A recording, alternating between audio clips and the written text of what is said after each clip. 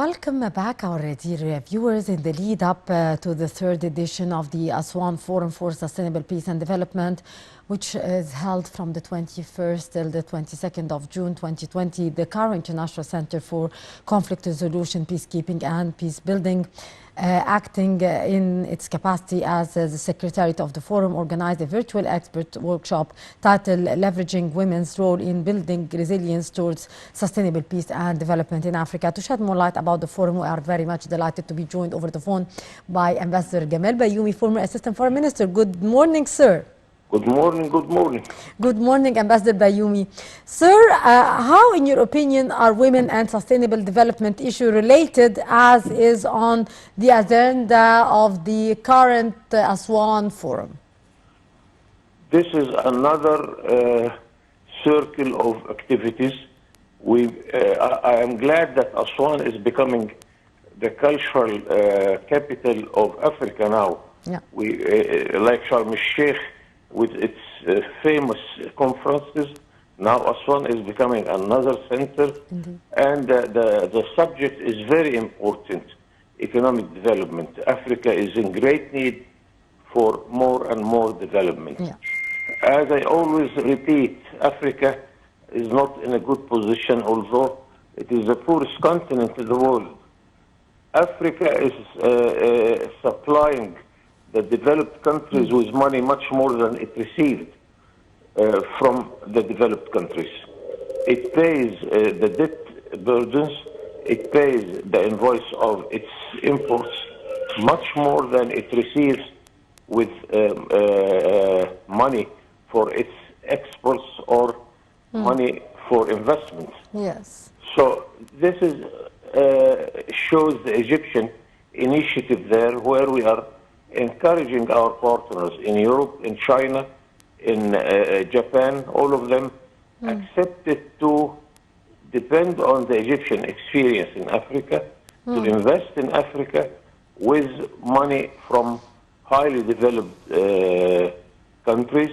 Yeah. And it's not easy, by the way, but we are in the beginning. We start doing this sort of activity. And I think that the huge number of leaders who are going to participate in Aswan, it shows that the whole world, especially in Africa and in the donors' country, are interested to discuss the matter, to have a sort of deal.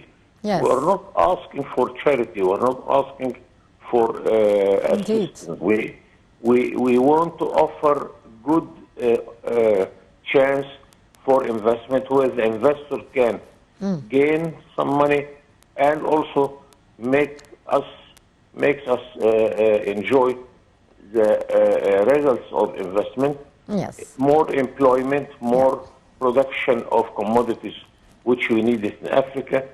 And the chances are many, but also the challenges are many, and we have to face both challenges and opportunities. Indeed. Mr. Ambassador, how are the different African states and the African Union working actually to resolve the gender problems in Africa? It is our duty, of course, to show to those who are keen to help us what is our agenda. Yes. To set an agenda is a sort of an expert work, and we do not lack experience at all. Even our friends from all over the world are ready to put the agenda with us, to have a clear vision, what do we really need, and we also a clear vision of what the challenges ahead of us. Transport, bureaucracy is an obstacle. Banking system needs to have many things to be developed, and putting a clear vision, clear agenda would help in this concern. Yes. Mr. Ambassador, can you give us your insight on how the Aswan Forum is to put particular emphasis on examining the impact of the climate change on sustainable peace and development efforts in the African continent? This is another challenge also, Yes. because Africa is in a bad position. We are not highly industrialized, Yes. so we do not add negatively to the environment. Yeah. We are suffering from the behavior of the highly industrialized countries, especially in China and United States.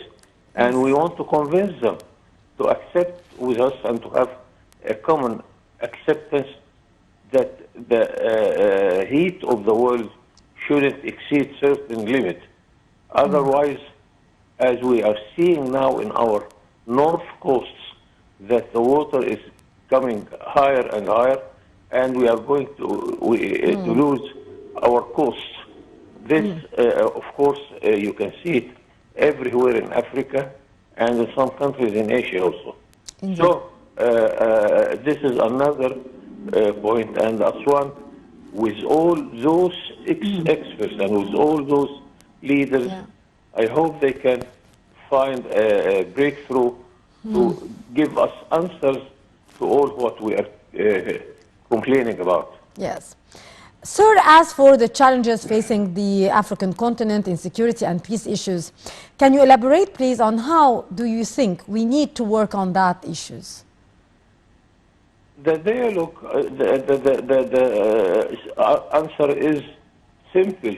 Much more dialogue in order to bring all the parties to one effort, and we push it ahead. Yeah. And in conferences like that, of course, there are many sessions, general forums. Yeah, indeed. But in a meeting like that, in a conference like that, there are side-to-side meetings with 1,000 meetings, because of course all these leaders would find a good chance to talk to each other in private, not only in the common sessions, and there they can learn from each other, they can discuss the matter thoroughly and collect a common understanding about many points of differences there, and it is a sort of industry, the industry of conferences, and Egypt do not lack experience to manage such sort of conferences. Yes. Finally, sir, can you talk to us about the sustainable development, how it can also work with the youth awareness and activities?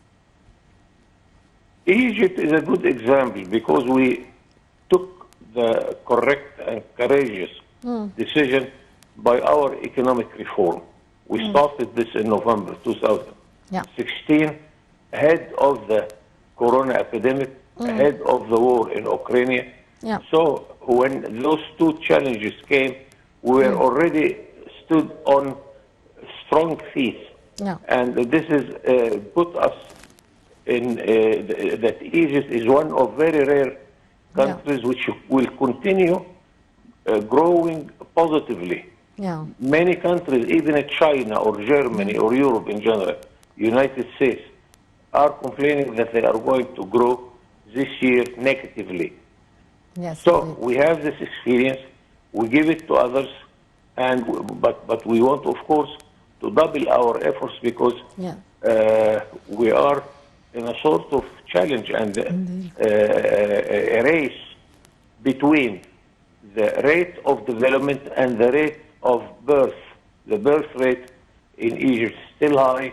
We are giving birth to millions of children, and we have to feed them.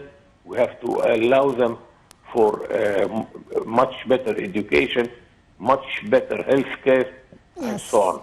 Indeed. So we are doing fine, but not enough.